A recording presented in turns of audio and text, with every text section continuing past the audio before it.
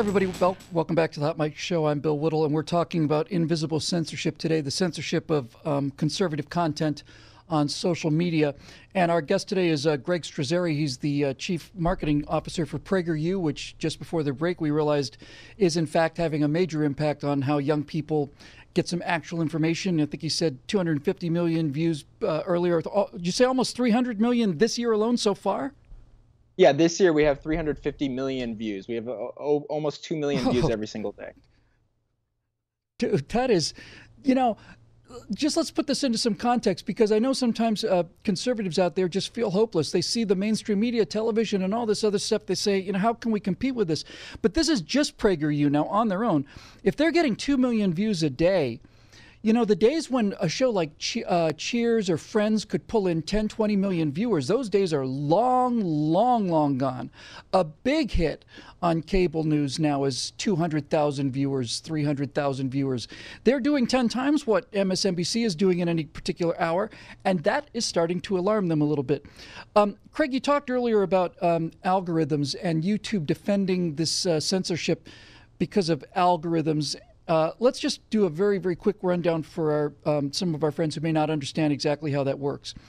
When you make a post on Facebook, for example, and you have a bunch of friends, and you post something on Facebook and it gets pushed out to your friends and it shows up on your friends' pages.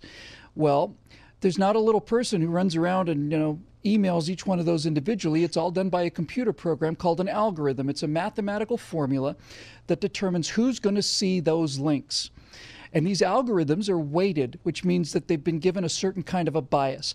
The more stuff that you put out and the more stuff that gets shared and liked, the more likely they are to push it, and the wider they are that they will push it. But since these are mathematical formulas, they can be adjusted, and they can be adjusted in such a way that nobody knows they're being adjusted. And you can look around and do very simple things, like if you say a post that says Donald Trump an idiot or fascist or something like that, then Facebook can promote those posts a lot wider, make sure they get seen by a lot more people. If, on the other hand, the computer looks at a post and it says Trump, genius, president, respect, honor, make America great again, those posts can be suppressed and make sure they're seen by fewer people. And Craig, the problem with this is we have no way of knowing other than our own anecdotal evidence, which is growing very powerful, isn't it? Yeah, that's the unfortunate truth. I mean, there are a few things that we do know, and we know on Facebook, when we, in particular, that say you have 2 million followers. PragerU has 2 million followers on Facebook. When we post something, it won't go out to all 2 million followers. Facebook will automatically only send it to a certain percentage, and we're told it's between 2 and 3% of our followers organically. So people who have opted in to follow our page and they want to receive our content, even the way it's set up now, 2 to 3% will see it. Now, I have no doubt, some of our videos, which will be on a roll, and we had a video on the Electoral College last year with 50 million views on Facebook right after the election, and everyone was talking about the Electoral College with Trump and Hillary. That video was moving and moving and moving. Once it hit 50 million, which is a great number, and we're happy with it, it just all of a sudden stopped. And so we were, the rate of sharing slowed down. Everything really slowed down. So it was odd. Yeah, that's right. And so somebody said, whoa, hold on now. If we start explaining the meaning of the Electoral College to people, and millions and millions and millions of Americans are seeing this video, and the Electoral College makes some sense because I've done a little lecturing on that myself, then wait a minute. If people start learning about why the Electoral College exists and why it's necessary, then that will mean that Donald Trump was legitimately elected. And our entire argument at the time, which was Hillary got more votes than Donald Trump did in the popular vote, will be meaningless, right? And so we have to do something to put our boot on the throat of that information. It makes you wonder, Craig, and the real question is, for people like you and me, what are they so afraid of? We know what they're afraid of. They're afraid that if information gets out there, the American people will never vote Democrat again. But just this morning on Grant Stinchfield's show, Grant was saying that a number of big organizations like the Washington Post and U.S. News and World Report and all the rest of them, they said that the NRA is gone nuts. They're losing their minds. And the reason I think for this is that the NRA, and the reason I'm proud to be here, is now becoming a defender of First Amendment rights as vigorously as they have been of Second Amendment rights. And I get the feeling, Craig, and I'm curious to get your take on it, that these people, having been given 40 years to control the message without any pushback at all, have suddenly realized that with the election of Donald Trump, these conservatives are suddenly emboldened and they're fighting back. And of course, Prager and you and all of us, me, my work, we've all been doing this for 7, 8, 10 years now. But do you get the sense that they're scared? Do you get the sense that they know that the game is not what it used to be, that we are coming back with messaging that's not just messaging, it's actually better messaging than what they're putting out? Yeah, absolutely. You're absolutely right. They are losing their control that they've had for many decades.